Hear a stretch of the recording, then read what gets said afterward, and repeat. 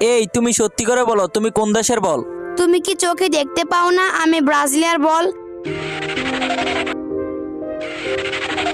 না, নিচে তো ব্রাজিলের বল আছে।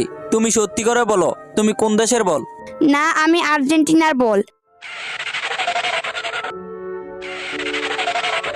তুমি তো এবারও মিথ্যা কথা বললি। তুমি সত্যি করে বলো তুমি কোন দেশের বল? তুমি রাগ করো না, আমি সত্যি করে বলি আমি পর্তুগালের বল। আচ্ছা, তাহলে দেখে আসি।